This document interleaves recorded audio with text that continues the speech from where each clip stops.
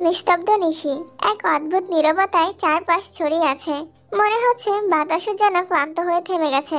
দূরে কোথাও ঝিঝি পোকার একঘেয়ে ডাক নিস্তব্ধতার মাঝে আরো গভীরতা এনে দিচ্ছে। চাঁদের আলোর সাথে পাল্লা দিয়ে নীরবতায় হাঁটছে সে। ভাবনার আকাশ জুড়ে শুধু একটাই নাম শোনা যাচ্ছে, মাহদিবা খান তে। হৃদয়ের সবটুকু জুড়ে যার অবস্থান, সে মাহদিবা খান তে। জাকুব নামক এক যুবকের বুকের বাঁ পাশটায় বাসা বাঁধা ছোট্ট একটা পাখি। সে তার নাম দিয়েছে জাঙ্কুকের স্প্যারো। স্প্যারোকে নিজের করে পাওয়ার তীব্র আকাঙ্ক্ষা করে করে খাচ্ছিল তাকে। দূরত্বের পরিধি ক্রমশ বাড়ছে।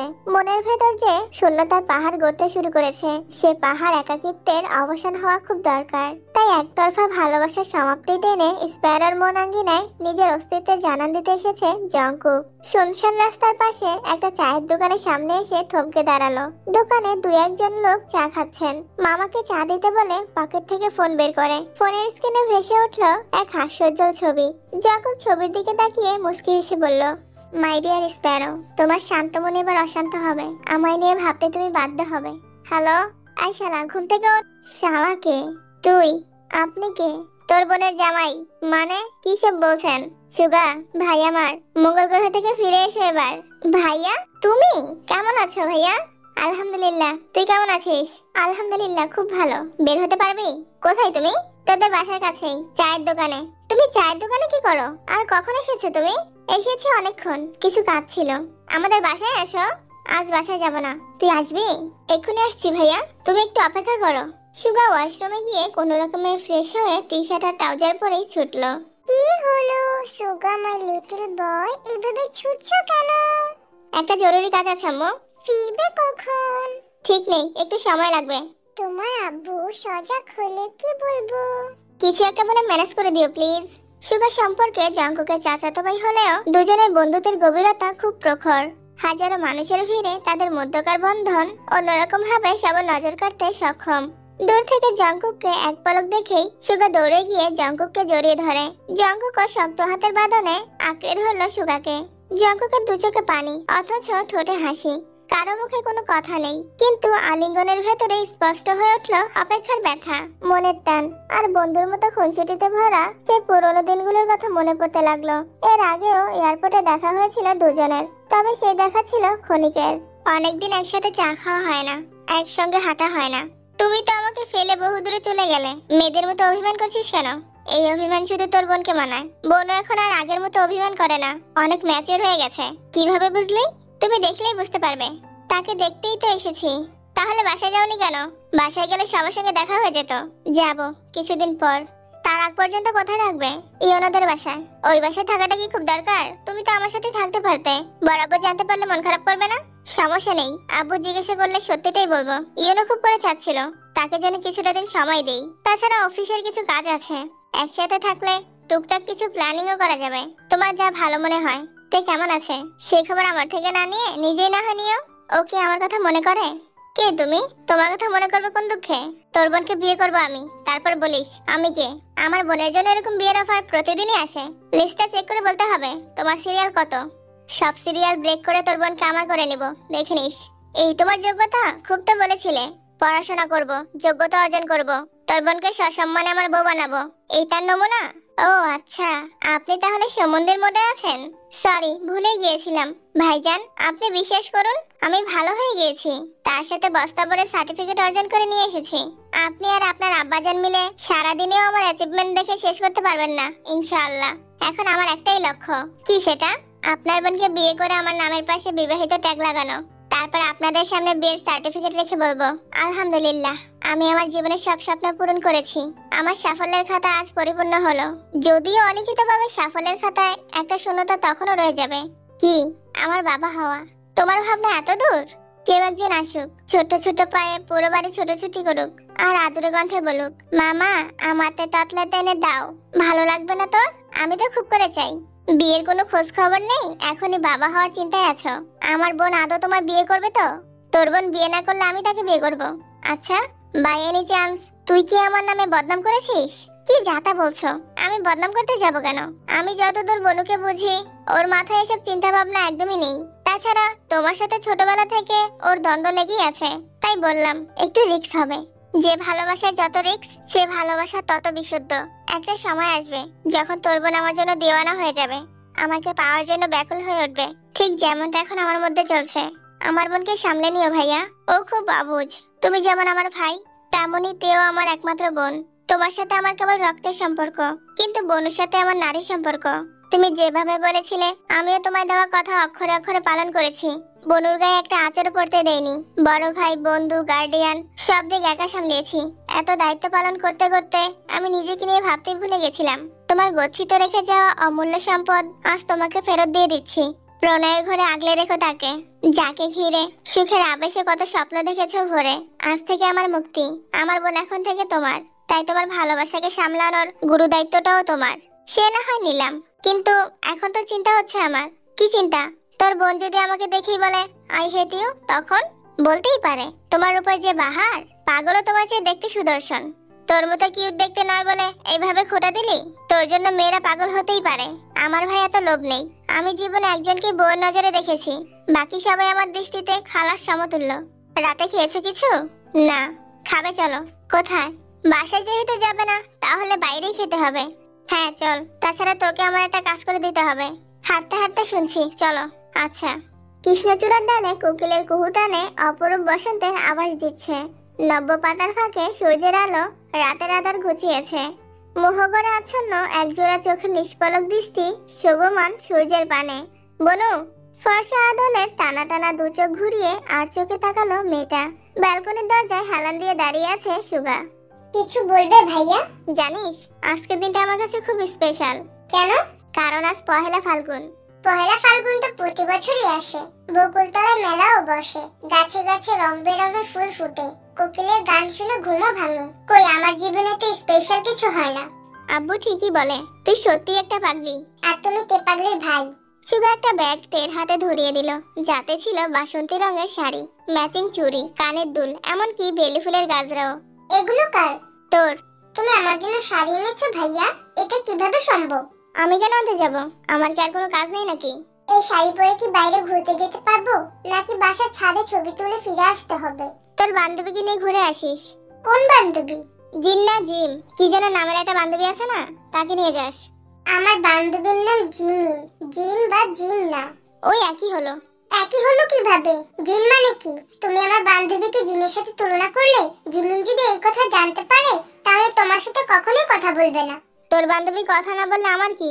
সে তোর বান্ধবী, আমার না। তাই বলে জিন বলবে? এটা কোনো কথা হলো? উফ, আচ্ছা বাবা, সরি। এবার হয়েছে?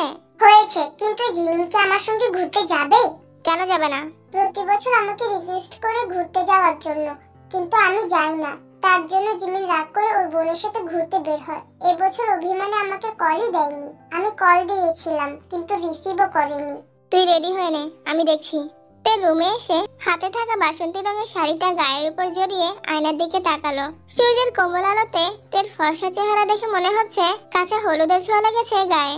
এলোমেলো বাতাসে ঘন কালো চুলগুলো নিজ গতিতে উঠছে। শাড়ি পরার আগেই মনের ভেতর অনুভূতিরা সমুদ্রের জলরাশির মতো উপচে পড়ছে। তে আনমনে বলে উঠলো, এই বসন্ত সত্যি স্পেশাল। ঘন্টা দুয়েকের মধ্যে তে রেডি হয়ে ড্রয়িং রুমে আসতেই আব্বুর সঙ্গে দেখা। প্রথমবার মেয়েকে শাড়ি পরতে দেখে অবাক চোখে চেয়ে আছে তিনি।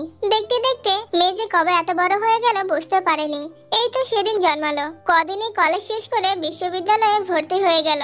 সময় কত দ্রুত চলে যায়। আব্বু, আমাকে কেমন লাগছে? মাশাআল্লাহ, রাজকন্যার মতো লাগছে। কোথাও যাবে নাকি? ভার্সিটিতে যাব, প্রোগ্রাম আছে। সুগা যাবে? জানি না, আমাকে রেডি হতে বলে ভাইয়া কোথায় যেন চলে গেছে। সুগাকে দেখলাম তাড়াহুড়ো করে কোথায় যেন গেল, কিছু খেয়েও গেল না। দাঁড়াও, আমি কল দিচ্ছি ভাইয়াকে। তে কল দিতে যাবে, অমনি সুগার নাম্বার থেকে কল এসেছে। কল রিসিভ করতেই ওপাশ থেকে সুগা জানতে চাইলো, রেডি হয়েছিস? হ্যাঁ, কোথায় তুমি? নিচে আয়, আমি অপেক্ষা করছি। তে আব্বু আম্মুর থেকে বিদায় নিয়ে দ্রুত নিচে নেমে গেটের সামনে যেতেই চোখ ছানা বড় হয়ে গেল। রাস্তার পাশে এক রিকশায় বসে আছে জিমিন, পাশে সুগা দাঁড়ানো। জিমিনের চেহারা ফ্যাকাশে হয়ে আছে, চোখে মুখে রাগ স্পষ্ট দেখা যাচ্ছে। তুই এখানে? নে, তোর বান্ধবীকে এনে দিলাম, এবার ঘুরতে যা। তুমি কি জিমিনকে বাসা থেকে উঠিয়ে এনেছো? আমাকে দেখি কি তোর ভিলেন মনে হয়? না, একদম না। আমার ভাই পৃথিবীর শ্রেষ্ঠ ভাই, তাই না জিমিন? হ্যাঁ, খুব ভালো। এখন চল, যেতে হবে। সুগা পকেট থেকে কিছু টাকা বের করে তের হাতে দিয়ে বলল, তোর বান্ধবীকে নিয়ে কিছু খেয়ে নিস, বেচারি না খেয়ে বেরিয়েছে। আর তুইও তো কিছু খাসনি মনে হয়। যত সব আদিক্ষেতা। এই মেয়ে, কি বললে? কিছু বলিনি। বলবেও না কিছু। আমার সামনে উল্টাপাল্টা আচরণ করলে এর ফল খুব খারাপ হবে। ভাইয়া, তুমি ইদানিং খুব মেজাজ দেখাচ্ছ। আব্বুকে বলে তোমার ডাক্তার দেখাতে হবে খুব দ্রুত। কিসের ডাক্তার? পাগলের ডাক্তার। আমি কি পাগল নাকি? মনে হয় আমার আঁচড় পড়েছে। না হয় তুমি তো পাগল হওয়ার কথা না। তাছাড়া তুমি পাগল হলে আব্বু আম্মু কি হবে? তাদের একটাই ছেলে, বংশের বাতি বলে কথা। সুগা কপালে ভাঁজ ফেলে রাগি চোখে তাকিয়েছে কেবল। অমনি সুগার ফোন বাজতে শুরু করেছে। সুগা ফোন বের করে মুস্কি হাসলো। তেকে ধমক দেওয়ার বদলে শান্ত গলায় বলল, সাবধানে যাস। সুগার হাবভাব দেখে তের মনে খটকা লাগছে, কিন্তু রিকশাওয়ালা মামা রিকশা চালাতে শুরু করেছে বলে তে আর কিছু বলতে পারেনি। মিনিট দুয়েক তে চুপ করে বসে ভাবছিল। হঠাৎ জিমিনের ডাকে ভাবনার জগৎ থেকে বেরিয়ে এলো। কথা নেই বার্তা নেই, তুই হঠাৎ শাড়ি পরতে গেলি কেন? প্রিয়জনের সঙ্গে প্রথমবার দেখা করতে গেলে মেয়েরা শাড়ি পরে, তুই কি এই কথাটাও জানিস না? তের কথা শুনে জীবন চমকে ওঠে। তের সাথে জীবনের বন্ধুত্বের কতগুলো বছর পেরিয়েছে। প্রাইমারি স্কুল থেকে তাদের পথ চলা শুরু। সৌভাগ্যক্রমে দুজন এখন একই বিশ্ববিদ্যালয়ের ছাত্রী। এত বছর পথ চলায় তেকে কখনো কোনো ছেলের সাথে কথা বলতে দেখেনি জিমিন। পড়াশোনা সুবাদে তের আব্বু আম্মু সুগার তেকে নিয়ে ভাড়া বাসায় থাকেন। বিজ্ঞান বিভাগে পড়াশোনা করায় তের পড়াশোনার চাপটাও একটু বেশি ছিল, তাই আত্মীয় স্বজনদের বাসায় বেড়াতে যাওয়াও খুব একটা হয়ে ওঠে না। সুগা ছাড়া তের জীবনে আর কোনো ছেলের অস্তিত্ব আছে বলে জিমিন মানতে পারছে না। সবচেয়ে বড় বিষয় যে তে বাসা থেকে বের হওয়ার আগে সুগা ভাইয়ের কানে খবর পৌঁছে যায়। টিউশন থেকে বের হতে 5 মিনিট দেরি হলে উপস্থিত হয়ে পড়েন। সেখানে তে তার প্রিয়জনের সঙ্গে শাড়ি পরে দেখা করতে যাচ্ছে, অথচ সুগা ভাইয়া কিছু বলল না। এটা অসম্ভব বিষয়। এ হতে পারে না। কি হতে পারে না? আমরা কোথায় যাচ্ছি? ভার্সিটিতে। কিন্তু তুই যে বললি প্রিয়জনের সাথে দেখা করতে যাবি, সামান্য একটা কথাতে তুই এত সিরিয়াস হয়ে গেলি। দেখ তোর শরীর কিভাবে ঘামছে। তোর কাছে বিষয়টা মজা ফাজলামো হতে পারে তে, কিন্তু আমি তোর ব্যাপারে খুব সিরিয়াস। আমার সিরিয়াস হওয়ার কারণটা আশা করি তোর অজানা নয়। কি কারণ? একদিন তুই রাগ করে বাসা থেকে বের হয়েছিলি। তোর ভাই ভেবেছিল আমার সাথে বেরিয়েছিস। না হয় তুই কোথায় আছিস সেটা আমি জানি। তার জন্য আমার বাসায় গিয়ে আমাকে ঘুম থেকে টেনে তুলে আব্বু আম্মুর সামনে ধমক দিয়ে বলেছিল তোকে বের করে দিতে, না হয় আমাকে পুলিশে দিবে। অষ্টম শ্রেণীতে পড়া আমি তখন পুলিশ, জেল এসব কিছুই বুঝতাম না। আমি কাঁদতে কাঁদতে বলেছিলাম তে কোথায় আছে আমি জানি না। কিন্তু তোর ভাই আমার কথা বিশ্বাস করা তো দূর, আব্বু আম্মুর সামনে চিৎকার করে বলেছে আমার বোনকে না পেলে খবর আছে তোমার। আমার জন্য নাকি তোর সাহস বেড়ে গেছে। তুই বদমেজাজি হয়ে যাচ্ছিস। তোকে বাসা থেকে বের করার পেছনে নাকি আমার হাত আছে। আরো কত কথা। সেদিন আব্বু আম্মুর সামনে কানে ধরে বলেছিলাম তোর সঙ্গে আমি আর মিশবো না, তোদের বাসায়ও আসবো না। তারপর মিশলি কেন? আমার জন্য কানে ধরেছিলি, অথচ এখনো গা ঘেঁষে আমার সাথে বসে আছিস। লজ্জা লাগে না তোর? তোর ভাইয়ের জন্যই মিশতে বাধ্য হয়েছি। তোকে খুঁজে পাওয়ার পর মিষ্টি নিয়ে আমাদের বাসায় গিয়ে আব্বুকে সরি বলে কাঁদো কাঁদো কণ্ঠে বলেছিল আমি আমার বোনকে অনেক ভালোবাসি। আমার বোনের কিছু হলে আমি বেঁচে থেকেও মরে যাব আঙ্কেল। বনুকে না পেয়ে দিশেহারা হয়ে গিয়েছিলাম। বনু রাস্তাঘাটও ঠিকমতো চিনে না, একা কোথাও বের হয় না, জিমিন ছাড়া আর কারোর সাথে কোথাও যায় না। তাই ভেবেছিলাম জিমিন জেনে শুনে এমন করছে। আপনারা প্লিজ কিছু মনে করবেন না। এমন ভাবে বলেছিল যেন উনি নিষ্পাপ। ওনার কথা শুনে আমার আব্বুর মন নরম হয়ে গেল। আব্বু ওনাকে পাশে বসিয়ে মিষ্টি খাওয়ালো, আরো কত কি বলে সান্ত্বনা দিল। তারপর বাসার সামনে এসে আমাকে বলেছিল আগামীকাল আমাদের বাসায় বেড়াতে যেও। আমি ওর আগে বলে ফেলেছিলাম আজকের পর তের সাথে মিশবো না আর আপনাদের বাসায় যাবো না। বলেছি না মরেছি। উনি চোখ রাঙিয়ে বলল তোমাকে আমার বোন বেস্ট ফ্রেন্ড মনে করে। এখন তুমি যদি ওর সাথে না মিশো তাহলে বনু ভাববে আমি নিষেধ করেছি মিশতে। তারপর এ নিয়ে মন খারাপ করবে, কান্না করবে, এমনকি জ্বরও আসতে পারে। তোমার জন্য যদি আমার বোনের চোখে পানি কিংবা গায়ে জ্বর আসে তাহলে তোমার কি হতে পারে এটা তুমি কখনো করতে পারবে না। তখন থেকে ভয় আর আতঙ্ক নিয়ে তোর সাথে চলাফেরা করি, আর কিছুই না। তার মানে তুই আমাকে ভালোবাসিস না, আমাকে বেস্ট ফ্রেন্ড ভাবিস না। আমি বলেছি ছোটবেলা থেকে তোর ভাইয়ের ভয়ে তোর সঙ্গে মিশতে বাধ্য হয়েছিলাম। এখন তো বড় হয়ে গেছি। তার মানে এখন আর আমার ভাইকে তুই ভয় পাস না? জানি না, মন খারাপ করিস না। সত্যি বলতে ভাইয়া আমাকে অনেক ভালোবাসে। যেমন শাসন করে তেমন আদরও করে। ভাইয়ার জন্য বাসায় আমার সব শাস্তি মাফ হয়ে যায়। যদিও আমার করা অন্যায়ের শাস্তি প্রতিনিয়ত ভাইয়াকে পেতে হয়। আমার জীবনে বড় একটা আফসোস, আমার কোনো বড় ভাই নেই। শাসন করা কিংবা ভালোবাসার মতো একটা মানুষ নেই। মহা বিপদ আপদে ঢাল হয়ে দাঁড়ানোর জন্য বড় ভাই নামক বৃক্ষটা নেই। তাই এ ব্যাপারে আমার কোনো মন্তব্য করা সাজে না। আমার জীবনেও তো একটা বড় বোন নেই। একটা ছোট বোন আছে, কিন্তু কত বছর যাবত দেখা সাক্ষাৎ নেই। তোর বাসায় বড় আপু আছে, একটা ছোট ভাই আছে, গল্প করার মতো সঙ্গী আছে, কিন্তু আমার নেই। রাগ অভিমান শেষে ভাইয়া ছাড়া কেউ নেই আমার। তাছাড়া আমার ভাই মানে তোরও ভাই। থাক বোন, তোর ভাইয়ের মতো ভাই আমার না হলেও চলবে, এত ভালোবাসা আমার সহ্য হবে না। তে মুস্কি হাসলো। এর মধ্যে রিক্সা ভার্সিটির গেট পর্যন্ত পৌঁছে গেছে। ভার্সিটিতে এত মানুষের আনাগোনা দেখে তের বুক কাঁপছে। প্রথমবার শাড়ি পরে ঘুরতে বেরিয়েছে, কিন্তু মনের ভেতর বিন্দুমাত্র সাহস নেই। এই তে নেমে আয়, আমার লজ্জা লাগছে। প্রিয়জনের সাথে দেখা করতে এত লজ্জা? কোথায় প্রিয়জন?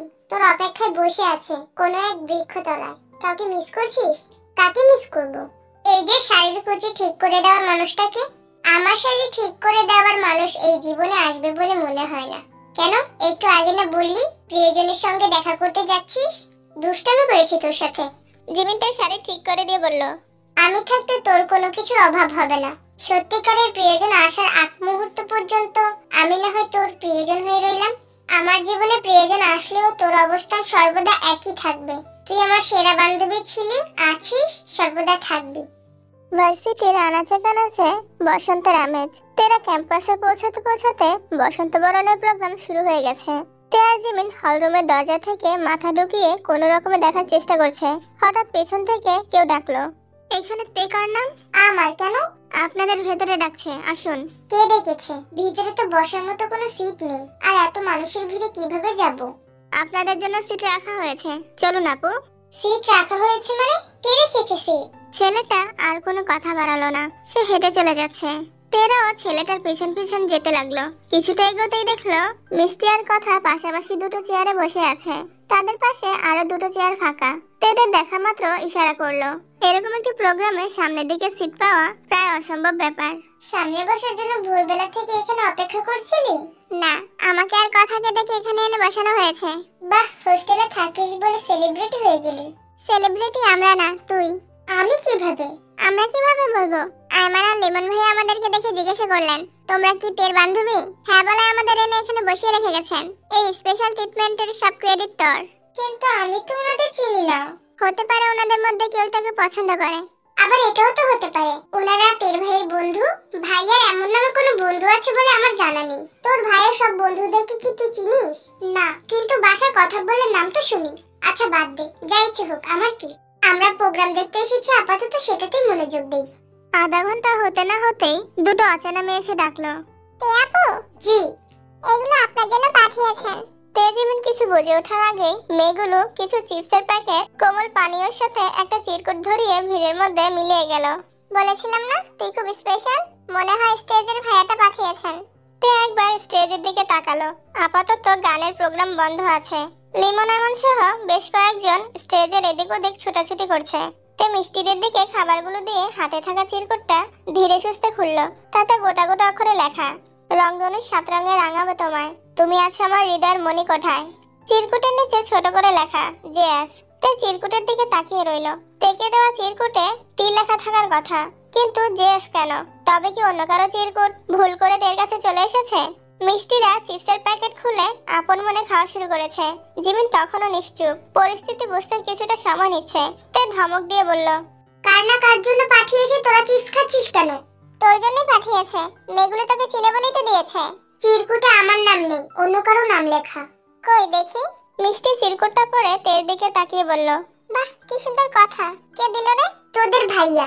ভাইয়া কোথা থেকে আসলো জানি না। কিছু সময় বিরতির পর আবারও প্রোগ্রাম শুরু হলো। তে একবার স্টেজের দিকে দেখছে, আবার হাতের চিরকুটটার দিকে দেখছে। চিরকুটের দুটো লাইন যতবার পড়ছে ততবারই বুকের ভেতরটা মোচড় দিয়ে উঠছে। এই অনুভূতি তের জীবনে প্রথমবার ঘটেছে, যা প্রকাশের ভাষা নেই। আচ্ছা তে, তোকে একটা কথা জিজ্ঞেস করব, বল তুই কি কারোর সাথে রিলেশনে আছিস? না, কেন? বোগাম কিছু বলতে যাবে, ঠিক সেই মুহূর্তে আগের দুটো মেয়ে আবার উপস্থিত হলো। এবার কি চাই? আপনার জন্য একজনের ফুলগুলো পাঠিয়েছেন, সাথে কাগজটাও দিয়েছেন। সে একজন কোথায়? নিজে এসে ফুলগুলো দিয়ে যেতে বলো। মেয়েগুলো কিছু বলার আগেই বোগাম বলতে শুরু করলো, সুন্দরী মেয়ে দেখলে ফাজলামি করতে ইচ্ছা করে, তাই না? কে পাঠিয়েছে তোমাদের? আপু, ভাইয়াটা কিন্তু অনেক কিউট। ফুলগুলো না নিলে ভাইয়ার মন খারাপ হবে। তো আমি কি করব? ফুলগুলো নেন। একদম নিবি না তে। তে কথা না বাড়িয়ে ফুলগুলো নিয়ে আস্তে করে বলল, নিলাম ফুল, যাও এবার। এরপর কিছু দিতে হলে তোমাদের ভাইয়াকে বলবি নিচে আসতে। আচ্ছা। তোকে বারণ করলাম কিন্তু তুই আমার কথা শুনলি না। কোথাকার কে তোকে ফুল দিল আর তুইও নিয়ে নিলি? তের আচরণে জিমিনও কিছুটা বিরক্ত। চেনা নেই জানা নেই কে ফুল দিল আর তে সেটা নিয়ে নিল। তার চেয়ে বেশি বিরক্ত হচ্ছে বোগামের জন্য। তে ফুলগুলো নেওয়ায় বোগামের মেজাজ চরম খারাপ হয়ে গেছে। তে সেসবে পাত্তা না দিয়ে দ্বিতীয় চিরকুটটা খুললো। তাতে লেখা, এই বসন্তের অনেক জন্ম আগে তোমায় প্রথম দেখেছিলাম আমি। হেঁটেছিলাম মেরুদেশের পানে। সে বসন্ত এখন ভীষণ দামি। বোগাম একটু ঝুঁকে তের হাতের চিরকুটটা দেখার চেষ্টা করলো। এই চিরকুটের নিচেও ছোট করে লেখা জেস। তোকে গান লিখে দিল কে? যেই লিখে দি তাতে তোর সমস্যা কোথায়? আমি শিওর এটা লিমন ভাইয়া বা আয়মান ভাইয়ার কাজ। লিমন আয়মান কে? বড় ভাই। কার বড় ভাই? যারই হোক ওনারা আমাদের বড় ভাই। এসব বিষয় নিয়ে বেশি কথা বলিস না। কোনোভাবে ভাইয়ের কানে খবর গেলে আমার অবস্থা খারাপ হয়ে যাবে। তোর ভাইয়ের ভয়ে চুপ থাকতে বলছিস, অথচ অপরিচিত কারো থেকে ফুল নিচ্ছিস, আবার চিরকুটও নিচ্ছিস। আমি জানি এগুলো আমার কাছের মানুষজনের কাজ। হতে পারে এগুলো তোদেরই প্ল্যান। এই তো দেখ লিমন ভাই আসতেছে। আশ্চর্য, আমি কেন দেখব? লিমন ভাইয়া কোনটা? এক মুহূর্তের মধ্যে লম্বা চওড়া ফর্সা করে একটা ছেলে তেদের সামনে এসে রাগান্বিত কণ্ঠে জিজ্ঞাসা করলো, তুমি বোগাম? জি, আপনি? সাইদুল ইসলাম লিমন। এরপর ছেলেটা তের দিকে ঘুরে জিজ্ঞাসা করলো, কেমন আছেন ভাবি? আপনারা তাকে চিনেন? হ্যাঁ, নাম মাহাদিবা খান তে, উদ্ভিদ বিজ্ঞান বিভাগ, প্রথম বর্ষ। বাবা মায়ের একমাত্র মেয়ে। বাবার নাম জেহব খান, বড় ভাইয়ের নাম সুগা। আর কোনো ডিটেইলস লাগবে? সুগা ভাইয়াকে চিনলে অবশ্যই এটাও আপনাদের জানা উচিত তার ভাই কতটা ডেঞ্জারাস। তার বোনকে আপনারা ভাবি বলে সম্বোধন করছেন। এটা জানার পর আপনাদের কি অবস্থা হতে পারে এই জ্ঞানটুকু কি আপনাদের আছে? হায় হায়, আপু বলে কি সুগা ডেঞ্জারাস? আরেকদিন সুগাকে নিয়ে আসবেন। সুগার সামনে ভাবি ডাকবো। আজ আসি। দুজনেই একসঙ্গে থেকে সালাম দিয়ে চলে গেল। যাওয়ার সময় বোগাম ও তামিমকে সাথে নিয়ে গেল। তে তুই সুগা ভাইয়াকে কল দে, তোর ভাই আসুক। তে তখনও স্তব্ধ হয়ে আছে, এখনো স্বাভাবিক হতে পারছে না। ছেলেগুলো তাকে ভাবি কেন ডাকবে? কোথায় ভাবলাম লিমন ভাইয়া বোধহয় তেকে পছন্দ করে, তা না হুট করে ভাবি বানিয়ে চলে গেল। এইটা কোনো কথা? আচ্ছা ওনারা বোগামদের নিয়ে কোথায় গেল? আমরা কি ওদের জন্য অপেক্ষা করব? তে তুই কি তোর ভাইকে কল দিবি? এসব কাহিনী জানতে পারলে ভাইয়া আমাকে বাসা থেকে বের হতে দেবে না। আব্বুকে বললে আব্বুও টেনশন করবে। এবার যদি তোর ভাই জানতে পেরে আমাকে এসে ধরে, আমি সোজা তোর নাম বলে দিব। বলবো সবকিছু তোর প্ল্যান, তুই ইচ্ছে করে এমনটা করেছিস। আমি কি করলাম? আমি কি ছেলেগুলোকে চিনি নাকি আমাকে ভাবি ডাকতে বলেছি? আসার সময় তুইই তো বলেছিলি তুই শাড়ি পরে এসেছিস কারণ তুই তোর প্রিয় মানুষের সাথে দেখা করবি। সেটা তো মজা করে বলেছিলাম। আমার প্রিয় মানুষ আসবে কোথা থেকে? তুই কি আমাকে চিনিস না? আমার সম্পর্কে কিছু জানিস না? তোকে আমি চিনতাম, খুব ভালো করে চিনতাম। এইচএসসি পরীক্ষা পর্যন্ত আমি ভাবতাম আমি তোর বেস্ট ফ্রেন্ড। কিন্তু যেদিন থেকে বিশ্ববিদ্যালয়ে ভর্তি হয়েছি তারপর থেকে সেটা ভাবতে পারছি না। তুই এখন আর আগের মতো কথা শেয়ার করিস না। তুই যা ভাবিস, যা চাস তা হুট করে তোর সামনে হাজির হয়ে যায়। অথচ তুই বলিস তুই কিছুই জানিস না। আগে তোর ভাই তোকে নিয়ে ঘুরতো, আমার বিরক্ত লাগলে অন্ততপক্ষে চিন্তা লাগতো না। কিন্তু ইদানিং তোর ভাইও আসে না, হয়তো আমার উপর ভরসা করে তোকে পাঠায়। অথচ ওনার অগোচরে তোর জীবনে কত কিছু ঘটে যায়। তুই ওনাকে কিছুই বলিস না, এমনকি আমাকেও না। কি বলবো আমি? তোর জীবনে কি সত্যিই কোনো স্পেশাল মানুষ আছে? আমার জীবনে স্পেশাল কেউ এলে সবার আগে আমি তোকে বলবো, এইটুকু বিশ্বাস আমার উপর রাখিস। তার মানে এসব ঘটনা কোনো কিছুই তুই জানিস না? না, লিমন বা আয়মান কাউকেই আমি চিনি না, কখনো কোথাও দেখেছি বলেও মনে হয় না। ওনারা আমাকে ভাবি ডাকলো কেন আমি সেটাও জানি না, সত্যি বলছি। সেসব কথা বাদ দিয়ে চল কোথাও খেতে যাই। হ্যাঁ চল। তেরা কাছাকাছি একটা ক্যাফেতে গিয়ে বসলো। ভেতরে হালকা আলো, চারপাশে মিষ্টি কফির গন্ধ। এক কোণে সাউন্ড বক্সে মৃদু সুরে গান বাজছে। কফির সাথে হালকা কিছু খাবার অর্ডার করে মিনিট 5 গল্প করলো। আশেপাশে মানুষের আনাগোনা চলছে। তোকে আজ অন্যরকম সুন্দর লাগছে, তবে কানে একটা গোলাপ ফুলের অভাব বোধ করছি। যে বাজিনি তোকে এই ফুলগুলো পাঠিয়েছেন তার উচিত ছিল একটা হলুদ রঙের গোলাপ দেওয়া। সবকিছু তাকেই কেন দিতে হবে? তোরা তিনটা বান্ধবী থাকতে আমাকে একটা গোলাপ ফুল কিনে দিতে পারলি না? চিন্তা করিস না, সামনে পেলে অবশ্যই কিনে দেব। আমি এত কষ্ট করে প্রথমবারের মতো শাড়ি পরলাম, কোথায় তোরা একটু বেশি করে প্রশংসা করবি, তা না করে আমার সাজের মধ্যে ভুল ধরছিস। আমি আর কখনোই শাড়ি পরবো না। আমি তার ভুল ধরিনি, তার ওনার ভুল ধরেছি। মিষ্টি ছোটখাটো বিষয় নিয়ে তর্কাতর্কি করছে। জিমিন এখানে নেই, সে তার বোনের সাথে কথা বলার জন্য নিচে গিয়েছে। জিমিন কথা বলা শেষ করে সিঁড়ি দিয়ে ওঠার সময় পেছন থেকে একজন বলল, এক্সকিউজ মি। জিমিন তাকাতেই দেখলো একটা ছেলে হলুদ গোলাপ হাতে দাঁড়িয়ে আছে, সাথে একটা চকলেট। কয়েক সেকেন্ডের জন্য জিমিনের হৃদস্পন্দন বন্ধ হওয়ার উপক্রম হলো। জিমিন কিছু বুঝে ওঠার আগেই ছেলেটা দৌড়ে সিঁড়ি দিয়ে উঠে ক্যাফেতে ঢুকে পড়লো। কিছু সময় স্তব্ধ হয়ে রইল জিমিন, এরপর নিজেকে স্বাভাবিক করে তাদের পাশে এসে বসে বলল, একটুর জন্য সেন্সলেস হওয়ার হাত থেকে বেঁচে ফিরলাম। কেন? জিমিন সব ঘটনা খুলে বলল। তুই ভেবেছিলি তাকে প্রপোজ করতে এসেছে? তো আর কি ভাববো, কিছু সময়ের জন্য তোর মতো আমিও থমকে গিয়েছিলাম। এবার আমার মনের অবস্থা বুঝতে পেরেছিস? জিমিন উপর নিচ মাথা নাড়ল। এর মধ্যে কফি আর খাবার চলে এসেছে। একে একে সবাইকে কফি দিয়ে দিল, কিন্তু তের কফি আসেনি। আমাদের আরেকটা কফির অর্ডার ছিল। জি আপু, এখনই নিয়ে আসছি। সঙ্গে সঙ্গে তের কফি হাজির হলো, কিন্তু আশ্চর্য ব্যাপার হলো সবার থেকে তের কফিটা খুবই স্পেশাল। কফির ফোমের উপর লাভ আঁকা, আর তাতে লেখা জেস। কফির কাপের পাশে একটা চকলেট, হলুদ রঙের একটা গোলাপও রাখা। এটা কি কারো ভালোবাসার অজানা বার্তা? কফির কাপের সঙ্গে হলুদ রঙের চিরকুট স্পষ্ট নজরে পড়ল। তে আঙ্গুল দিয়ে গোলাপটা আলতো ছুঁয়ে মনে মনে বিড়বিড় করে বলল, ঘটনাগুলো কি সত্যি কাকতালীয়, নাকি পরিচিত কারোর অনুভূতি প্রকাশের বাহানা মাত্র? তে ভাঁজ করা চিরকুটটা হাতে নিল। চিরকুটের উপরে লেখা, আমি কাব্য লিখতে জানি না, তবে তোমার ভাবনায় ডুবে থাকতে জানি। আমি সাঁতার পারি না, তবে তোমার প্রেমের খাদে ডুবে যেতে পারি। তে চিরকুটটা হাতে নিয়ে খানিকক্ষণ লেখাটার দিকে এক দৃষ্টিতে চেয়ে রইল। সামনে রাখা ধোয়া ওঠা কফির কাপে দুটো অক্ষর জলজল করছে। কাপের দিকে তাকিয়ে আনমনে হেসে ফেলল তে। সেই হাসিতে যেন চারপাশে আলো আরো উজ্জ্বল হয়ে উঠল। একজোড়া চোখের তীক্ষ্ণ দৃষ্টি তের হাসিতে ঘায়েল হয়ে গেল। তাকিতে বুঝতে পারলো তার দীর্ঘশ্বাসের কতটা প্রণয়ের সুর বাজছে। তাকিতে শুনতে পেল প্রতিটা মুহূর্ত তের হৃদয়ে তোলপাড় চলছে, অনুভূতিদের আনাগোনায় হাত কাঁপছে। কিঞ্চিত শক্তি সঞ্চয় করে তে চিরকুটটা খুলল। তাতে লেখা, তুরাগ নদীর নিস্তব্ধ গীতে আমার অন্তঃকরণে শূন্যতা বাজে, তোমার শাড়ির প্রতিটা ভাজে অচিরে আমার মন হারিয়েছে। তোমার মায়ার আঁচল তলে একটুখানি ছায়া দিও মোরে, ভালোবাসার অন্তে ভালোবাসি বলে আঁকড়ে ধরো আমাকে। সেই সঙ্গে একটা চিঠিও আছে। সেই চিঠির লেখাটা ঠিক এমন, প্রিয় আদরিণী, আমার কাছে সুন্দরের সংজ্ঞা মানে মাহদিবা খান্তে। মেঘের মতো অপরূপ সৌন্দর্যের অধিকারী সে। মেঘ ছাড়া যেমন আকাশ সাজে না, তেমনি তুমি ছাড়া আমায় মানায় না। তোমার পাশে আমি বেমানান হতে পারি, কিন্তু আমার পাশে তুমি ঠিক রাজরানী। আমার হৃদয়ে তোলপাড় চলার এক অনুভূতির নাম তে। তোমার কাজল টানা চোখ আর রাঙা ঠোঁটের হাসি দেখতে কতটা পথ পাড়ি দিয়েছি সে খবর শুধু আমি জানি। শাড়িতে তোমাকে দেখার খুব ইচ্ছে ছিল, কিন্তু এভাবে যে ঘায়েল করে দিবে বুঝতে পারিনি। শাড়িতে কোনো মেয়েকে এত অপরূপ লাগতে পারে তা সত্যি জানা ছিল না। যে বলেছিল গোলাপের অভাবে তোমার আজ সাজ মলিন লাগছে, তাকে বলে দিও তুমি নিজেই গোলাপের সাম্রাজ্য।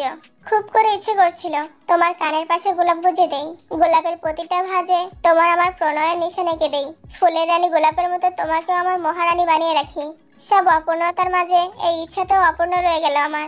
চোখে ভেসে ওঠা অদ্ভুত টানের নাম ভালোবাসা, সেই টান আমি তোমার চোখেও দেখতে চাই। ইতি, তোমার কাছের কেউ। তের বক্ষপিঞ্জরে আবদ্ধ হৃৎপিণ্ডটা এলোপাথারি ছুটছে, সারা শরীর বেয়ে ঘাম ঝরছে। তে রয়েছে নিঃশ্বাস ছাড়লো। মিষ্টি চিঠিটা দেখার জন্য উকি দিল, কিন্তু দেখতে পারলো না। তে সঙ্গে সঙ্গে চিঠিটা ভাঁজ করে নিজের ব্যাগে রেখে চোখ তুলে চাইতেই নজর পড়লো সামনের টেবিলে। তের ঠিক উল্টো দিকে একজন বসা, হাতে বই খোলা, কপালে সানগ্লাস তোলা, এক দৃষ্টিতে তের দিকে তাকিয়ে আছে। তের সঙ্গে সঙ্গে চোখ সরিয়ে মাথা নিচু করে দীর্ঘ নিঃশ্বাস ছাড়লো। চোখ বন্ধ করে ভাবলো, পরক্ষণেই মনে পড়লো গোলাপ ফুলের কথাটা না শুনলে সঙ্গে সঙ্গে ফুল পাঠানো সম্ভব ছিল না। তার মানে উনি এগুলো করাচ্ছেন বলে আবারও তাকালো টেবিলের দিকে, কিন্তু ততক্ষণে টেবিল সম্পূর্ণ ফাঁকা হয়ে গেছে। তে আশেপাশে নজর বোলাতেই দেখলো ক্যাফের গেট দিয়ে বেরিয়ে যাচ্ছে কেউ। তে বসা থেকে উঠে দাঁড়ালো। কোথায় যাচ্ছিস? আসছি এক্ষুনি। তে এক সেকেন্ডও দেরি না করে ছুটলো। শাড়ি পরে ঠিক মতো দৌড়াতে পারছে না, তবুও দ্রুত হাঁটছে। ক্যাফের সামনে গিয়ে কাউকে পেল না। কিছুক্ষণ এদিক সেদিক দেখে আবারও ফিরে এলো। কি হয়েছে তে, এভাবে ছুটছিলি কেন? উনি সামনে টেবিলে বসেছিলেন এতক্ষণ। কে? যিনি এই কাজগুলো করাচ্ছেন। তুই কিভাবে জানলি? চিঠিতে লিখেছেন। চিঠিটা দে পড়ি। তে নিজের ব্যাগের দিকে তাকিয়ে আবার ওদের দিকে চেয়ে বলল, দরকার নেই, এই চিঠিটা স্পেশাল। তার মানে মানুষটাও কি তোর কাছে স্পেশাল হয়ে গেছে? হতেও পারে, আবার নাও হতে পারে, কিন্তু আমার জীবনে এরকম অনুভূতি সত্যিই প্রথমবার ঘটেছে। মানুষটা যেই হোক, তার সঙ্গে আমার কিছু হোক বা না হোক, অনুভূতিটা স্পেশাল থাকবে। তোর ভাইকে আমি সব বলে দিব। বলে দে, আমার কি? আমি কি ভাইয়াকে ভয় পাই? দরকার হলে আমি নিজেই ভাইয়াকে বলবো তুমি আমাকে শাড়ি পরে বের হতে দিয়েছো, এক ছেলে আমাকে পছন্দ করে ফেলেছে, এটা আমার কি দোষ? আর কোনোদিন শাড়ি পরতে দিবে না তোকে। যে ভালোবাসে সে আমাকে ছেঁড়া কাপড় দেখেও ভালোবাসবে। দেখেছিস কয়েক ঘন্টার ব্যবধানে আমাদের তে ভালোবাসায় ডুবে গেছে। কিন্তু একটুর জন্য তাকে আমি দেখতে পারলাম না, আফসোস। আমি ওঠার সময় একটা ছেলে ফুল হাতে সিঁড়ি দিয়ে উঠছিল, বললাম না ওই ছেলেটা সম্ভবত ওইটার। তাকে জিজ্ঞেস করলে এ ব্যাপারে কিছু জানা যাবে। যেই ভাবনা সেই কাজ। তেয়ার জিমিন ছেলেটাকে খুঁজে বের করে জিজ্ঞাসা করলো, কিন্তু ছেলেটা এ ব্যাপারে তেমন কিছুই জানে না। তাকে বলা হয়েছিল ফুল এনে দিতে, সে শুধু সেই কাজটাই করেছে। তেরা 30 মিনিটের মতো ক্যাফেতে ছিল, কিন্তু এর মধ্যে কেউ আসেনি। হতাশ হয়ে বেরিয়ে সবার থেকে বিদায় নিয়ে যে যার মতো বাসায় চলে গেল। তে বাসায় এসে কলিং বেল চাপতেই সুগা এসে দরজা খুলে দিল। কোনো সমস্যা হয়নি তো? না, কোনো সমস্যা হয়নি। তোমার চিন্তায় সুগার মাথা গরম হয়ে যাচ্ছিল, বাসা থেকে বেরও হচ্ছিল না। তুমি ভার্সিটিতে গেলেই হতো, ঘুরে আসতে পারতে, আর এত চিন্তাও হতো না। কোথায় চিন্তা করছি? এই তো বের হবো এখনই। তে নিজের রুমে চলে গেল আর সুগা রেডি হয়ে বের হয়ে যায়। নীলচে আকাশের সূর্যের আলোর লালচে আভা ফুটে উঠেছে। নতুন এক সকালের আগমন ঘটেছে। দিবারাত্রির প্রহর গুণে 3 দিন কেটে গেছে। তার অন্তঃকরণে তোলপাড় তোলা অনুভূতিরা পাল্লা দিয়েই বেড়ে চলেছে। পয়লা ফাল্গুনের পর থেকে আজ পর্যন্ত তে ভার্সিটিতে যায়নি, এমনকি বাসা থেকে বের হয়নি। বলবে বলবে করেও সেদিনের ঘটনা সুগাকে বলার সাহস করতে পারেনি। অবশ্য সুগাও সেভাবে কোনো কিছু জিজ্ঞাসা করেনি, কারণ ইদানিং সুগা দিনের বেশিরভাগ সময়টা বাসার বাইরে থাকছে। বাসায় ফিরতে ফিরতে প্রায় মধ্যরাত। আচমকা জিমিনের নাম্বার থেকে কল আসে। কেমন আছিস? আমি কল দেওয়ার খোঁজ নেওয়ার কথা মনে পড়লো, তাই না? তা না, শরীরটা খুব খারাপ। তে আমি তোকে হাড়ে হাড়ে চিনি, তাই এসব বাহানা আমাকে দিতে আসিস না। কি হয়েছে সত্যি করে বল। তেমন কিছু হয়নি। সুগা ভাইয়া কিছু বলেছে? না, ভাইয়াকে আমি কিছুই বলিনি। তোকে একটা কথা জিজ্ঞেস করার ছিল। হ্যাঁ বল। সুগা ভাইয়া কি কারোর সাথে রিলেশনে আছে?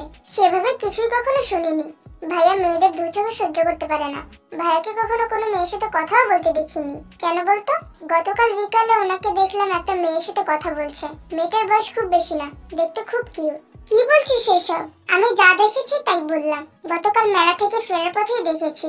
একবার ভেবেছিলাম তোর কথা জিজ্ঞেস করব, কিন্তু তারপর মনে হলো ওনাদের দুজনের মাঝখানে কথা বললে বিষয়টা খুব খারাপ হতে পারে। বাই চান্স প্রেমিকা হলে আমার খবর আছে, তাই ভয়ে ভয়ে চলে এসেছি। সেদিকে তাকাই উনি। ঠিক আছে, দেখছি বিষয়টা। তুই আমার নাম নিস না প্লিজ। আমার মনে হলো তোকে কথাটা বলার দরকার, তাই বললাম। অন্য কোনো কারণ নেই। ভার্সিটিতে যাবি? আপুকে আজ দেখতে আসবে, যেতে পারবো না। কই, আমাকে তো দাওয়াত দিলি না। তুই আসবি? আমি তো ভেবেছি তোর ভাই তোকে আসতে দিবে না। তোর দায়িত্ব আমাকে দাওয়াত দেওয়া। তুই দাওয়াত দে, বাকিটা আমি বুঝে নিব। আমার একমাত্র বড় আপুকে ছেলেপক্ষ দেখতে আসা উপলক্ষে আমাদের বাসায় অল্প বয়সের রান্নার আয়োজন করা হবে। তাই আমি আমার বান্ধবী তেকে সেই অনুষ্ঠানে উপস্থিত থাকার জন্য নিমন্ত্রণ জানাচ্ছি। ঠিক আছে, ধন্যবাদ। তে সোফায় হেলান দিয়ে বসে আছে। সামনে টিভি চলছে ঠিকই, তবে তার মনোযোগ সুগার রুমের দিকে। এর মধ্যে 2-3 বার উকি দিয়ে এসেছে, কিন্তু সুগা গভীর ঘুমে তলিয়ে আছে দেখে তাই আর ডাকেনি। যেহেতু অফিসের উদ্দেশ্যে বেরিয়ে পড়েছেন, ইয়ঙ্গি রান্নাঘরে টুকটাক কাজ করছেন। হঠাৎ কলিং বেলের শব্দ ভেসে এলো। সহসা তার মনোযোগ সরে যায়। জিনি এসেছে বোধহয়, দরজাটা খুলে দাওতে। আম্মু, জেনি খালাকে বলবে এভাবে কলিং বেল যেন না চাপে। তখনও কলিং বেল বেজেই চলেছে। তে দরজা খুলতে খুলতে বলল, জেনি খালা, কানের মাথা খেও না আর। বলে দরজা খুলতেই আটকে উঠে তে। তার দৃষ্টি পড়ল সামনে দাঁড়িয়ে থাকা সুপুরুষ যুবকের বুকের মধ্যখানটায়। শটান হয়ে দাঁড়িয়ে আছে। আতঙ্কে তের বুকের ভেতরটা মোচড় দিয়ে ওঠে, সাথে সাথে 2 কদম পিছিয়ে যায়। অপরিচিত এক যুবক নিষ্পলক চোখে চেয়ে আছে। উস্কো খুস্কো চুলগুলো বেশ লম্বা, পরনে সাদা রঙের শার্ট, কাঁধে একটা ব্যাগ ঝুলানো। অনাকাঙ্ক্ষিত ঘটনায় থতমত খেয়ে গেছে মেয়েটা, তাই মুখ ফুটে কিছু বলতেও পারছে না। সামনে দাঁড়ানো যুবকটার দৃষ্টি সরল। অনবরত কলিং বেলের শব্দে যতটা তারা মনে হয়েছিল, সেসব তারার সমাপ্তি ঘটেছে। যুবকের নিখাত চোখের চাউনিতে কত শত বছরের তেজটা। তের দৃষ্টি নেমে এলো। নিজের মধ্যে চলমান সকল জড়তাকে ইতি টেনে জিজ্ঞাসা করলো, কে আপনি? কে এসেছে? তে উচ্চস্বরে বলতে গেল চিনি না, কিন্তু বলতে পারলো না। সামনে দাঁড়ানো যুবকের ভয়ঙ্কর দৃষ্টি আটকে দিল তাকে। বলছেন না কেন? কে আপনি? কাকে চান? তোকে চাই। মুহূর্তেই থমকে গেল তে। ভয় আর আতঙ্কে চিৎকার করার অবস্থা। তে দৌড় দিতে নিল, অমনি তের হাতটা শক্ত করে ধরে ফেললো। তে চোখ বন্ধ করে চিৎকার করতে নিলে তের মুখ চেপে ধরে যুবকটি। তের গা ঘেঁষে দাঁড়িয়ে তের কানের কাছে গিয়ে ধীর গলায় বলল, আমি জংকুক। সহসা তের 2 চোখ প্রশস্ত হলো। ফ্যালফ্যাল দৃষ্টিতে তাকিয়ে রইল কেবল। তখনও জংকুক তের মুখ চেপে ধরে আছে। আমি সাজ্জাদুল খান জংকুক। সম্পর্কে তোর কি হই সেটা না হয় তোর উপরে ছেড়ে দিলাম। কিন্তু আজকের পর কোনোদিন কোনো অবস্থাতে আমাকে চিনতে না পারলে তোর সাথে এমন কোনো অঘটন ঘটাবো যেটা তুই সারা জীবনে ভুলতে পারবি না। তাই আজ আর এই মুহূর্তে তোর মন মস্তিষ্কে আমার চেহারাটা ঢুকিয়ে নে, বলে জঙ্কুক তেকে ছেড়ে দিল। আপনি কি পাগল? হ্যাঁ, তোর জন্য পাগল। কি বললেন? তোর চোখে আমি পাগল, অথচ পুরো দুনিয়ার চোখে আমি অনেক কিছু। এর মধ্যে ইয়ঙ্গি আসে, দরজার বাইরে কাউকে দেখে জিজ্ঞাসা করলো, কে ওখানে? মামুনি। ও মাই লিটল বয় জঙ্কুক, তুমি এসেছো? জঙ্কুক ভেতরে ঢুকতেই ইয়ঙ্গি ছুটে এসে জড়িয়ে ধরে বলে, কতদিন পরে দেখছি তোমাকে। কেমন আছো মাই লিটল বয়? আলহামদুলিল্লাহ, তুমি কেমন আছো? আমি ভালো আছি। গতকাল বড় আপা বলেছিল তুমি ঢাকায় এসেছো, কিন্তু আমার কাছে তোমার নাম্বার নেই, কিভাবে কল দেব? রাতের বেলা সুগাকে বললাম কল দিয়ে তোমাকে বলার জন্য। সুগা রাতেই বলেছে আমাকে, তার জন্যই তো সকাল সকাল চলে এসেছি। সুগা কল রিসিভ করছিল না, তাই বারবার কলিং বেল চাপছিলাম যেন ওর ঘুম ভাঙে। ও মাই লিটল গার্লটি, চিনতে পেরেছো? এটা তোমার জঙ্কুক ভাই। হ্যাঁ, চিনেছি। ওর আমাকে চিন্তা হবে না, এই মেয়ে আত্মীয়তার সম্পর্ক ভুলতে বসেছে, হিংসুটে মেয়ে একটা। আমি হিংসুটে হলে আপনি হিটলারের নানা। ও মাই লিটল গার্লটি, কি হচ্ছে এইসব? যাও গিয়ে জঙ্কুকের জন্য শরবত বানিয়ে নিয়ে আসো। হ্যাঁ হ্যাঁ, কেন না, এখনই যাচ্ছি। তে রান্নাঘরে গিয়ে লেবু কেটে গ্লাসে লেবুর রস দিয়ে যেই না চিনির কোটাতে হাত দিবে, তখনই মাথায় দুষ্ট বুদ্ধির উদয় হয়। 2 মিনিটের মধ্যে শরবত বানিয়ে তে হাসি মুখে জঙ্কুকের সামনে গ্লাসটা ধরে বলল, নিন আপনার শরবত। জঙ্কুক শরবতের গ্লাস হাতে নিয়ে তের দিকে একবার চাইলো। তের চোখে মুখে তীব্র উত্তেজনা, ঠোঁটে মিটি মিটি হাসি রেখা। জঙ্কুক গ্লাসের দিকে তাকিয়ে কিছু ভাবলো, তারপর গ্লাসটা টেবিলে রাখতে যাবে অমনিতে বলে ওঠে, আরে রেখে দিচ্ছেন কেন?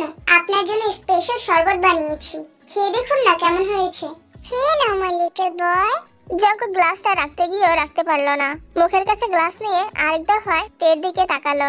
তে তখনও মুখ টিপে হাসছে। জঙ্কুক এক ডোক শরবত মুখে নিতেই 2 চোখ বুজে এলো।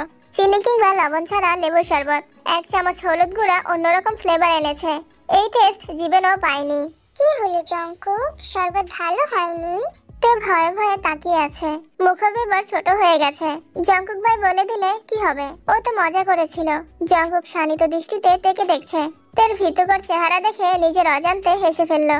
এরপর তের দিকে তাকিয়ে থেকেই গ্লাসের সবটুকু শরবত একেবারে খেয়ে ফাঁকা করে গ্লাসটা টেবিলের উপর রেখে চাপা নিঃশ্বাস ছাড়লো।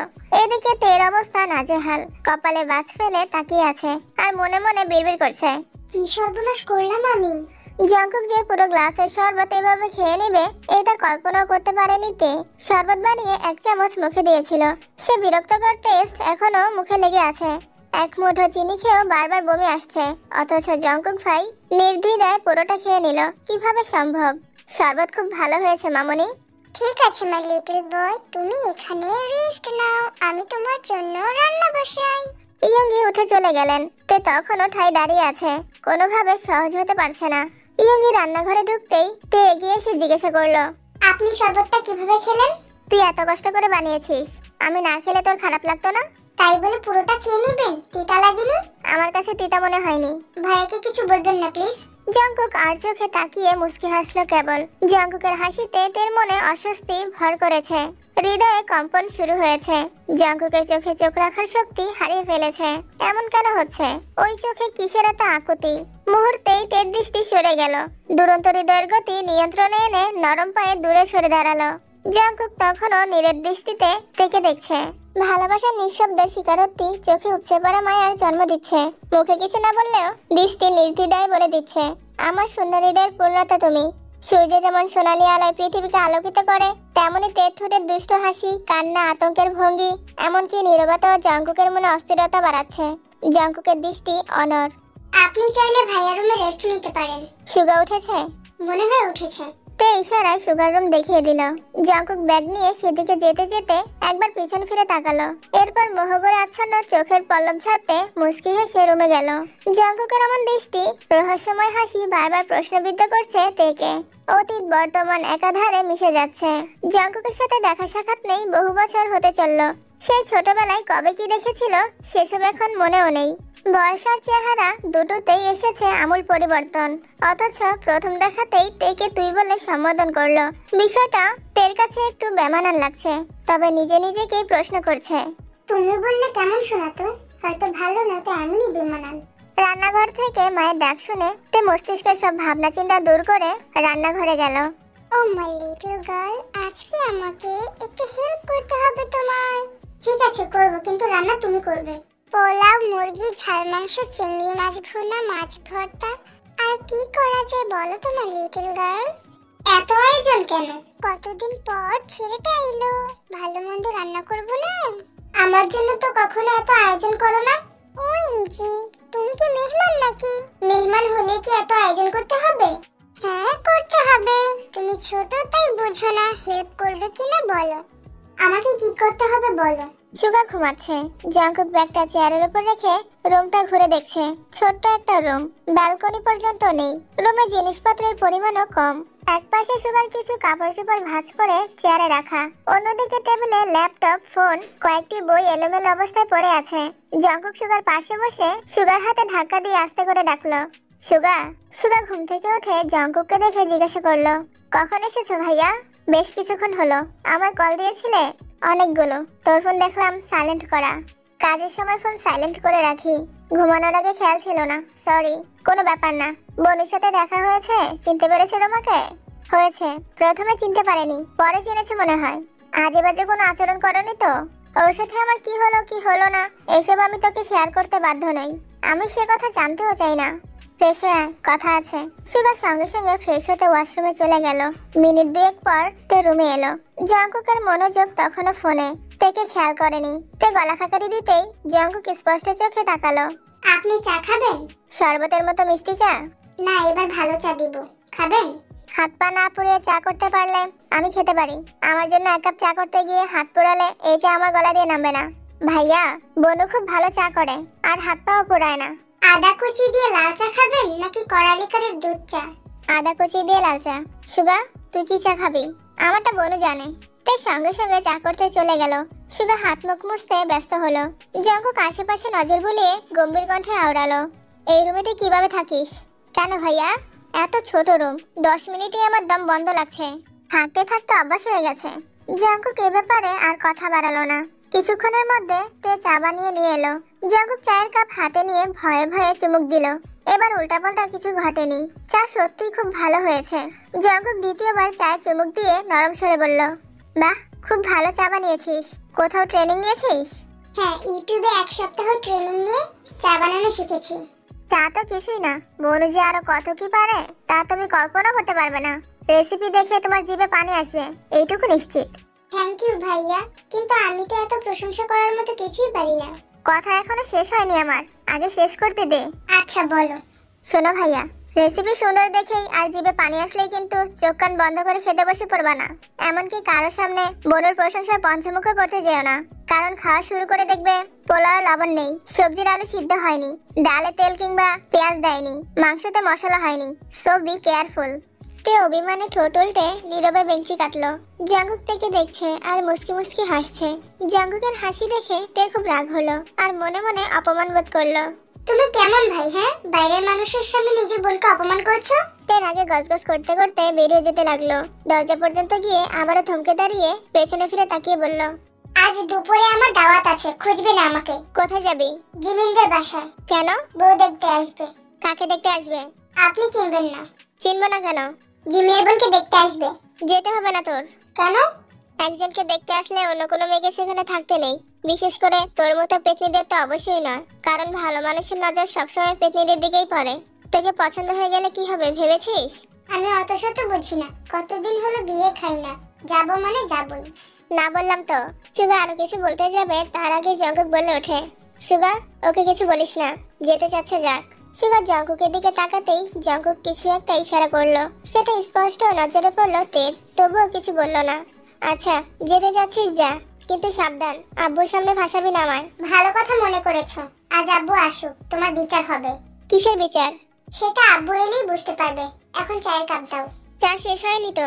আর খেতে হবে না তোমার, এই কাপগুলো আমার, তুমি ফেলে দিয়ে ভেঙে ফেলতে পারো। এই কাপগুলো কি তোর শ্বশুর বাড়িতে নিয়ে যাবি? অবশ্যই নিয়ে যাব। সকাল বিকাল শ্বশুর শাশুড়িকে এই কাপে চা দিব আর বলবো এগুলো আমার বৃত্তির টাকা দিয়ে কেনা। আর জামাইকে কি বলবো জানো? সুগা জঙ্কুকের দিকে এক নজর দেখে বলল, সেই কথা জামাইকে বলিস বনু? শুনি, কি বলবি? সরি, মেহমানের সামনে মুখ ফসকে গেছে। তে জঙ্কুকের হাত থেকে কাপটা নিয়ে দ্রুত ছুটলো। আসতে যা, কাপ ভেঙে গেলে শ্বশুর শাশুড়িকে চা দেবে কিভাবে? অপ্রত্যাশিত ঘটনায় তে ভীষণ লজ্জায় পড়েছে। তে যেতেই সুগা বলল, ভাইয়া, বোনের কথায় তুমি কিছু মনে করো না। কোন কথায়? ওই যে তোমাকে বাড়ির মানুষ বললো। এখনো তো ঘরের মানুষ হয়নি, তাই বাইরের মানুষ বললে খারাপ লাগার কোনো কারণও নেই। প্রথম দেখাতে তোর বোন ভালোবেসে জড়িয়ে ধরবে সেরকম কোনো সম্পর্ক আমাদের মধ্যে নেই। সবচেয়ে বড় বিষয়, তোর বোন যে আমার সাথে ভালোভাবে কথা বলেছে সেটাই অনেক। তারপরও বলতে কোনো কথা নেই। এখন শোন আমি কি বলি। বলো।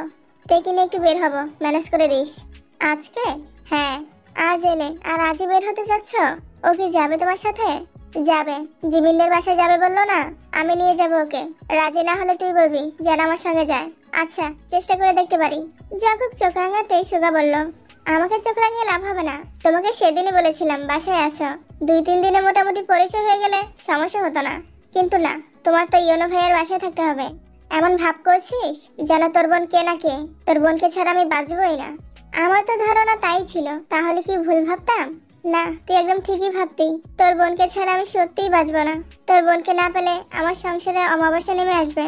আমার বাচ্চা কাচ্চা মায়ের অভাবে আধমরা হয়ে যাবে, আর আমি তো বউ ছাড়া কঙ্কালি হয়ে যাব। তোর বোনের চিন্তায় চিন্তায় অর্ধেক পাগল হয়ে গেছি। দিন রাত এক করে শুধু ভাবছি তোর বোন আমাকে রিজেক্ট করলে কি করব। কি করবে? রাতের বাসে সরাসরি পাবনা চলে যাব। সেখানে সিট বুকিং দিয়ে রেখেছি। ইদানিং চুলদারিও কাটছি না, যেন দেখতে পাগল পাগল লাগে। বরাব্ব জানে? জানি না, তবে হাবভাব দেখে সন্দেহ করছে। সেদিন শুনলাম আম্মুকে বলছে, তোমার ছেলের কোনো পছন্দ থাকলে জানাতে বলো। কোনো মেয়ের জন্য নিজের জীবনের চিন্তা বাদ দিয়ে দেবদাস হয়ে ঘুরে বেড়াতে যেন না দেখি। সুগা হাসতে হাসতে এক পর্যায়ে বিছানায় শুয়ে পড়ল। পাগল ছাড়া দুনিয়া চলে না, সময় থাকতে বুঝলি না। দুপুরের পর তে বের হলো। উদ্দেশ্য জিমিনদের বাসা। নিচে নামতে দেখলো জঙ্কুক বাইকে হেলান দিয়ে দাঁড়িয়ে আছে। খানিকটা দূরে সুগা দাঁড়ানো। তোমরা কি কোথাও যাচ্ছ? হাসপাতালে যাব। কেন? বন্ধুর আব্বু অসুস্থ, দেখতে যাব। কি হয়েছে আঙ্কেলের? আলসার। আমাকে একটা রিক্সা ঠিক করে দাও। দুপুরবেলা রিক্সা পাবো কোথায়? তুই চাইলে ভাইয়ের বাইকে যেতে পারিস। তে ফোঁস করে শ্বাস ছেড়ে জঙ্কুকের দিকে তাকালো। জঙ্কুকের জন্য বাইকটা ঠিকমতো দেখা যাচ্ছে না। তে ঘাড় কাত করে বাইকটা দেখার চেষ্টা করলো। জঙ্কুক সহসা বাইকের সামনে থেকে সরে দাঁড়ালো। নীল রঙের একটা বাইক, দেখতে শুনতে ভালোই। তের বাইক সম্পর্কে কোনো আইডিয়া নেই, কিন্তু এক দেখাতেই বাইকের নতুনত্ব স্পষ্ট বুঝতে পারছে। এটা আপনার বাইক? হ্যাঁ। দেখে তো নতুন মনে হচ্ছে। ঠিকঠাক চালাতে পারেন তো? জঙ্কুক ফুঁস করে শ্বাস ছাড়লো। মনে হচ্ছে ইন্টারভিউ দিতে বসেছে। প্রশ্ন কমন পড়লেও বিভ্রান্তিতে ঠিকমতো উত্তর দিতে পারছে না। জঙ্কুকের ঠোঁটে হাসি দেখে বিরক্ত হলো তে। ঠিকমতো চালাতে পারলে বলুন। আমি আবার আব্বু আম্মু একমাত্র মেয়ে। আপনি অ্যাক্সিডেন্ট করে আমার হাত পা ভেঙে দিলে আব্বু আম্মু আমার চিন্তা শেষ হয়ে যাবে। তোর কিছু হবে না, এই রিস্কটুকু আমি নিলাম। ভাইয়া, আমি কি সত্যি ওনার সঙ্গে যাব? হ্যাঁ যা, ভাইয়া অনেক ভালো বাইক চালায়। তোর কিছু হবে না ইনশাআল্লাহ। ঠিক আছে। তে উঠে বসলো, কিন্তু জঙ্কুকের কাঁধে হাত রাখলো না। না ধরলে অ্যাক্সিডেন্ট হতে পারে। তে বেঞ্চি কেটে 2 আঙ্গুলে জঙ্কুকের শার্ট খামচে ধরলো। তের এমন কাণ্ড দেখে জঙ্কুক আর কথা বাড়ালো না। তে স্বভাবতই খুব জেদি। এক কথায় অল্প পরিচয়ে জঙ্কুকের বাইকে উঠেছে, সেই অনেক। জঙ্কুক বেশি বাড়াবাড়ি করলে যে কোনো সময় বাইক থেকে নেমে যেতে পারে, তাই আর কিছু বলেনি। বাইক কিছু দূর যেতেই তে বলল, বাইক থামান। জঙ্কুক সঙ্গে সঙ্গে বাইক থামিয়ে জিজ্ঞাসা করলো, কোনো সমস্যা? ভয় লাগছে। আমার মনে হচ্ছে আপনি ভালোভাবে বাইক চালাতে পারেন না। থাক বাবা, আমি রিক্সাতেই চলে যাচ্ছি। নখ দিয়ে শার্ট খামছে ধরলে তুই তো বাঁচবিই না, বরং আমার নতুন শার্টটা ছিঁড়বি। একটা অ্যাক্সিডেন্ট হলে তারপর বলবি আমি তোকে মেরেছি। কথা বললে মানিস, ঠিকঠাক মতো ধরে বস। তে ভয়ে ভয়ে জঙ্কুকের কাঁধে হাত রাখলো। ঢাকার মতো ব্যস্ত শহরে বাইকের চলাচল সত্যিই রিস্ক। বড় বড় বাস, দ্রুতগতির সিএনজির মাঝে বাইকগুলো আতঙ্কের কারখানা। জঙ্কুক বাইকের মিররের দিকে তাকিয়ে ঠোঁটে হাসি রেখে বলল, এবার চোখ বন্ধ কর। কেন? ভয় কম পাবি। তে অতশত না ভেবে জঙ্কুকের কথা মেনে নিল। জঙ্কুকও বাইক চালাতে মনোযোগ দেয়। যেতে যেতে তে কখন যে জঙ্কুকের গা ঘেঁষে বসেছে বুঝতেই পারেনি। প্রথমবার বাইকে ওঠার ভয়, সেই সাথে জঙ্কুকের গায়ের অজ্ঞাত গন্ধে তের মোহহীন মন অদ্ভুত মোহে ডুবে যাচ্ছে। মনের মধ্যে চাওয়া পাওয়ারা হুড়োহুড়ি করছে। ভালো লাগাগুলো নিজের অজান্তেই হেসে খেলে বেড়াচ্ছে। জিমিনদের বাসার গলির সামনে এসে জঙ্কুক জিজ্ঞাসা করলো, এই গলিতে যাব? হ্যাঁ, সামনে একটু থামাবেন। কেন? একজনের সঙ্গে দেখা করব। কার সাথে? আমার দুলাভাই। তোর দুলাভাই? হ্যাঁ। জঙ্কুক বেশি কথা বাড়ালো না। তের দেখানো রাস্তায় যেতে যেতে একটা সিঙ্গারা দোকানের সামনে থামলো। তে বাইক থেকে নেমে দোকানের দিকে গেল।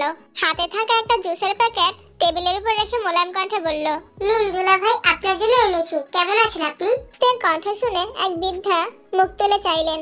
বয়স 60-এর কাছাকাছি হবে, অর্ধেকের বেশি দাড়ি পেকেও গেছে। তে কিনা তাকে দুলাভাই বলে সম্বোধন করছে। আমি আলহামদুলিল্লাহ ভালো আছি, তুমি কেমন আছো শালি? আমি ভালো আছি। শুনলাম আপনার বউকে নাকি আজকে দেখতে আসবে।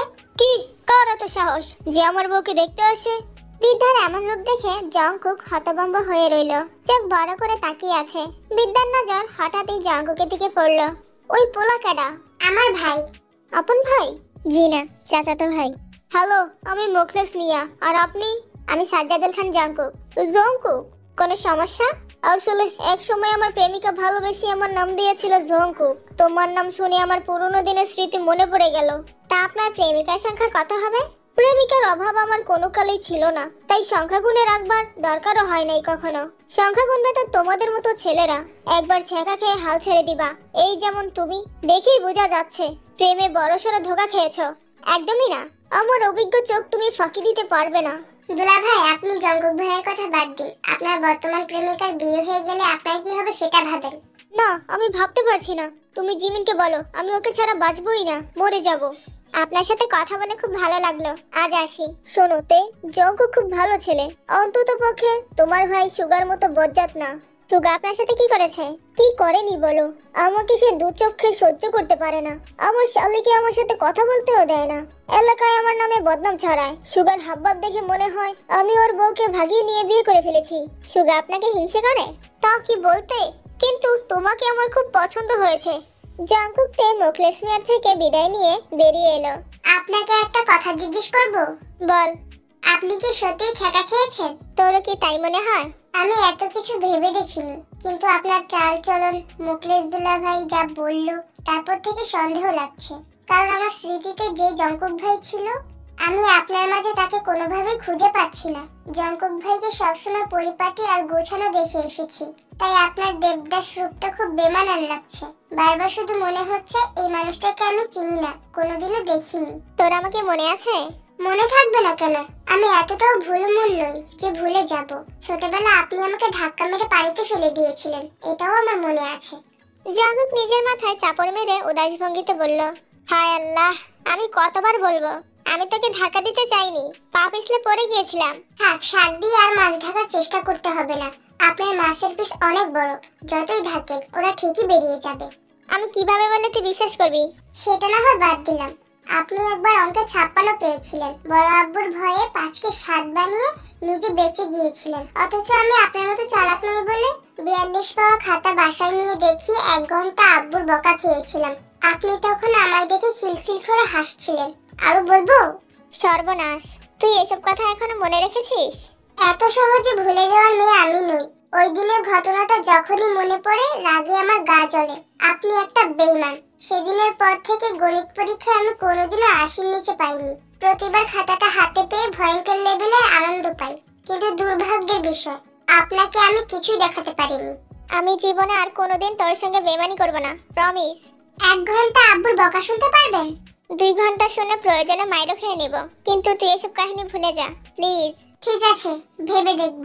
তে জঙ্কুকের থেকে বিদায় নিয়ে জিমিনদের বাসায় গেল। তবে যাওয়ার আগে আবারও বলে গেল, শত রাগ অভিমানের পরেও আমারও জঙ্কুক ভাইকে পছন্দ। মনের ভুলে হলেও আমি এখনো তাকে মিস করি। জঙ্কুক অবাক চোখে তাকিয়ে তপ্ত নিঃশ্বাস ছাড়লো। তে কিছু না বলেও অনেক কিছু বলে দিয়েছে। তের মনে জঙ্কুকের জন্য অনুভূতি আছে ভেবেই জঙ্কুকের দু চোখ ছলছল করছে। হৃদয়ের তোলপাড় তোলা অনুভূতিরা এক নতুন মাত্রা পেয়েছে। বুকের বাম দিকে হাত রেখে জঙ্কুক বলল, আমি তোর ভাবনার এলোমেলো সকাল হব। জানালার ধারে নিঃশব্দ রজনীতে অচেনা হাওয়ার মতো তোকে ছুঁয়ে যাব।